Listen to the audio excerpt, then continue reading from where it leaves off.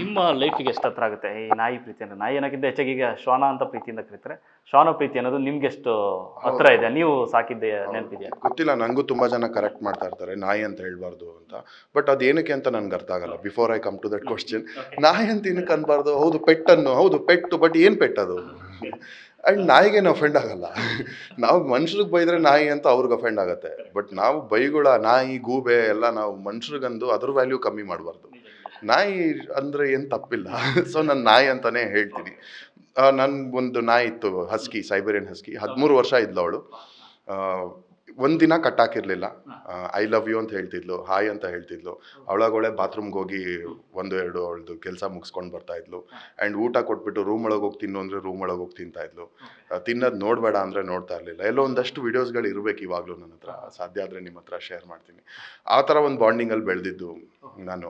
ಅವಳು ನಮ್ಮ ಜೊತೆ. ಆ್ಯಂಡ್ ಅವಳೇ ಒಂಥರ ಓನರ್ ಥರ ಬಿಹೇವ್ ಮಾಡ್ತಾ ಇದ್ಲು. ಆ್ಯಂಡ್ ನೀವು ಅಸ್ಯೂಮ್ ಮಾಡ್ಕೊಳ್ಳಿ, ಮರಿಯಿಂದ ಕೊನೆವರೆಗೂ ನಾವು ಕಟ್ಟಾಕ್ಲಿಲ್ಲ. ಎಲ್ಲೋ ತೀರಾ ಏನೋ ಪೂಜೆ ನಡೀತಾ ಇದೆ, ರೇರೆಸ್ಟ್ ಕಟ್ಟಾಕ್ತಾ ಕೂಗಾಡ್ಬಿಡ್ತಿದ್ಲು. ಎಲ್ಲೋ ಬಿಟ್ಟು ರೂಮಲ್ಲಿ ಅಟ್ಲೀಸ್ಟ್ ಬಿಡ್ತಿದ್ವಿ, ಬಿಟ್ರೆ ಕಟ್ಟಾಗ್ತಿರ್ಲಿಲ್ಲ. ಸೊ ತುಂಬ ಒಂದು ವಿಷಯಗಳು ನನಗೆ ರಿಯಲೈಸ್ ಆಯಿತು ಆ ಥರ ಬದುಕ್ತಾ.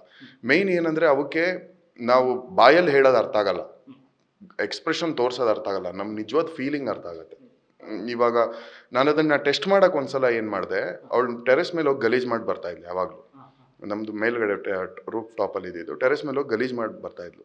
ಒಂದ್ಸಲ ಬಂದ್ಬಿಟ್ಟು ತುಂಬ ಸ್ವೀಟ್ ಲ್ಯಾಂಗ್ವೇಜಲ್ಲಿ ನಗ್ತಾ, ಚಿಲಿ ಯಾಕೆ ಹಂಗೆ ಮಾಡ್ತೀಯಾ ನೀನು, ತಪ್ಪಲ್ವಮ್ಮ, ಹಂಗಂದ್ರೂ ಸಾರಿ ಅಂತ ಇದು ಮಾಡ್ತಾಳೆ. ಆ್ಯಂಡ್ ಮನೇಲಿ ನಾವೇನಾದ್ರು ಸೀರಿಯಸ್ ಆಗಿ ಮಾತಾಡ್ತಿದ್ರೆ ಬಂದು ತೊಡೆ ಮೇಲೆ ಹಿಂಗೆ ಇಡ್ತಾಳೆ. ಯಾಕಂದರೆ ನಮ್ಗೆ ಬೇಜಾರಾಗ್ತಾ ಇದೆ ಅಂತ ಅರ್ಥ ಆಗತ್ತೆ ಅವಕ್ಕೆ.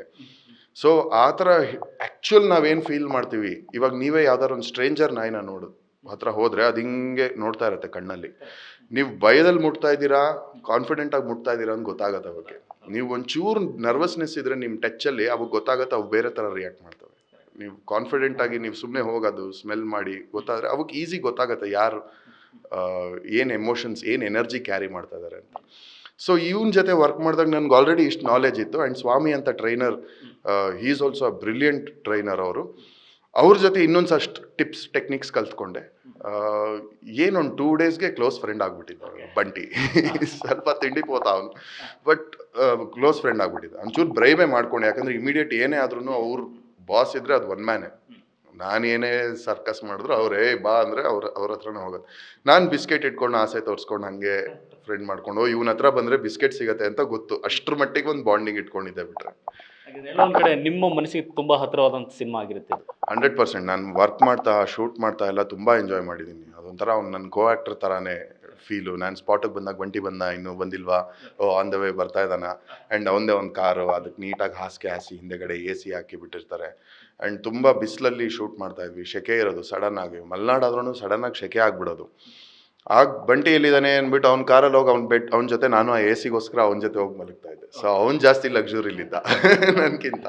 ಆ್ಯಂಡ್ ಪರ್ಫಾರ್ಮೆನ್ಸ್ ಮಾಡ್ತಾಗಲಿ ಇದಾಗಲಿ, ನಾನು ಕೆಲವು ಸಿನಿಮಾಗಳದ್ದು ಇದು ಮೇಕಿಂಗು ಅದೆಲ್ಲ ನೋಡಿದೆ. 3 ದಿನ ತೊಗೊಂಡ್ರು, 4 ದಿನ ತೊಗೊಂಡ್ರು, ಒಂದೇ ಒಂದು ಶಾರ್ಟ್, ಒಂದೇ ಒಂದು ರಿಯಾಕ್ಷನ್ಗೆ. ನನಗೂ ಮೇ ಬಿ ಅದೆಲ್ಲೋ ಇತ್ತು, ಇವ್ರು ಮುಗಿಸ್ತಾರ ಇಷ್ಟು ದಿನದಲ್ಲಿ ಅಂತ. ಬಟ್ ಅವ್ನು ಯಾವತ್ತೂ ಆ ಥರ ನಮಗೆ ಮ್ಯಾಕ್ಸಿಮಮ್ ಒಂದು 20-30 ಮಿನಿಟ್ಸ್ ನಾವು ಒದ್ದಾಡಿರ್ಬೋದು. ಬಿಟ್ರೆ ಯಾವುದೂ ಅಷ್ಟು ಟೈಮೇ ತಗೊಳ್ಳಿಲ್ಲ ಎಲ್ಲ. ಬಟ್ ಎಕ್ಸ್ಪ್ರೆಷನ್ಸ್ ಏನೇನು ಬೇಕು, ಹೆಂಗೆ ಬೇಕು, ಬ್ಯೂಟಿಫುಲ್ ಆಗಿ ಕೊಟ್ಟಿದ್ದಾನೆ. ಅದೊಂಥರ ಆ್ಯಕ್ಚುಲಿ ಡಿವೈನ್ ಬ್ಲೆಸ್ಸಿಂಗ್ ಅದು.